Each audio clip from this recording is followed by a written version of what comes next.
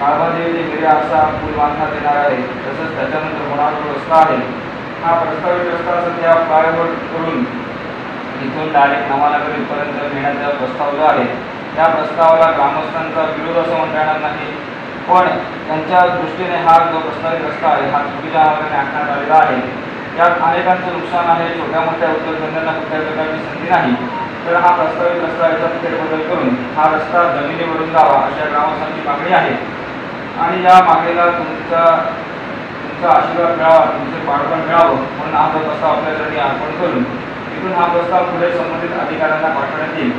तर त्या अधिकाऱ्यांना चांगल्या प्रकारची सुविधा प्राप्त करून देऊन गावात एकोप्याने या मताचा बहुमताने विजय होऊन प्रस्तावित रस्ता जो आहे त्याच्यात बदल करून ग्रामस्थांना अपेक्षित असा रस्ता मिळेल अशी व्यवस्था करून ठेवा। चरणकृतं वा कायजं कर्मजं वा श्रवणनयनजं वा मानसं वा अपराधं विहितं वा सर्वमे तच्छमस्व। जय जय करुणाब्धे श्री महादेव शंभो शंभो शंभो। स्वयंभू श्रीदेव रामेश्वराला खणखणीत गाराणे घालून काळबादेवी ग्रामस्थांनी शुक्रवारी एकीची मूठ बांधली।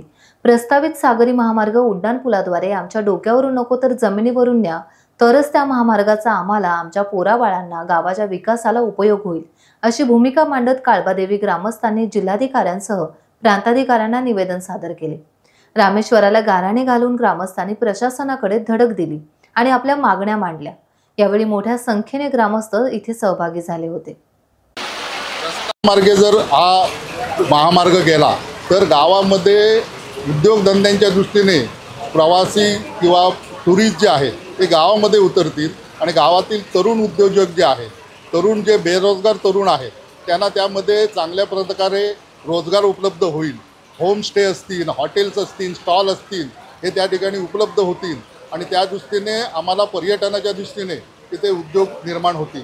या दृष्टीने आम्हाला जो महामंडळातर्फे जो फ्लायओव्हर मार्गे खाडी पूल झाल्यानंतर डायरेक्ट फ्लायओव्हर मार्गे बसणीच्या रस्त्याला जो रस्ता जोडणार आहे तो जर तसा झाला तर पूर्णपणे गावाला त्याचा काहीही संपर्क राहणार नाही। गावाच्या विकासाच्या दृष्टीने, गावाच्या सौंदर्याच्या दृष्टीने खूप त्याच्यामध्ये हानी होणार आहे। तर आम्हाला त्या मार्गाला आमचा विरोध आहे आणि जो रस्ता मार्गे जो रस्ता काढणार आहे त्याला आमचा पाठिंबा राहणार आहे आणि त्याची आमची आग्रही मागणी राहणार आहे। अजूनपर्यंत ग्रामस्थ कुठच्याही संघर्षाच्या मनस्थितीत नाहीत। अजूनपर्यंत सगळे जे ग्रामस्थ आहेत ते प्रशासनाला सहकार्य करत आहेत, परंतु यापुढे आमच्या मागणीचा जर योग्य विचार झाला नाही तर पुढच्या टप्प्यात कशा प्रकारचा संघर्ष करायचा या दृष्टीने ग्रामस्थ त्या दृष्टीने विचार करतील। परंतु आमचा पूर्णपणे आमचे जे पालकमंत्री आहेत त्यांच्यावर पूर्ण विश्वास आहे। त्यांनी वेळोवेळी सांगितलेलं सुद्धा आहे पालकमंत्र्यांनी की ज्या ज्या वेळेला ग्रामस्थ जी मागणी करतील त्याबरोबर मी राहणार आहे। तर आत्ता साधारणपणे आम्ही 600च्या वरती निवेदनावर सह्या घेतलेल्या आहेत। म्हणजे एवढे ग्रामस्थ जर एकत्र असू आणि त्यांची जर मागणी असेल तर पालकमंत्र्यांना आमचं संपूर्ण ग्रामस्थांतर्फे आव्हान राहणार आहे की आम्हाला ग्रामस्थांच्या तुम्ही पाठीशी राहा आणि ग्रामस्थांच्या मागणीप्रमाणे आम्हाला जो मार्ग आहे तो जमिनीवरून नेण्याचा तुम्ही आम्हाला शासन दरबारी किंवा महामंडळाला त्याच्यामध्ये आग्रह राहून आमचे म्हणणं तुम्ही महामंडळाकडे किंवा शासनामध्ये मांडावं असं आमची सर्वांची इच्छा आहे। कलेक्टरना निवेदन दिलेलं आहे, प्रांतांना निवेदन दिलेलं आहे आणि त्यांच्याजवळसुद्धा हीच भूमिका आम्ही मांडलेली आहे। यानंतर जर आवश्यकता वाटली तर महामंडळाचे अध्यक्ष एकनाथजी शिंदे आणि महामंडळाच्या उपाध्यक्ष माधुरीताई मिसाळ यांच्याकडे आम्ही निवेदन देणार आहोत। पालकमंत्र्यांना सुद्धा आम्ही प्रत्यक्ष या संदर्भात भेटणार आहोत।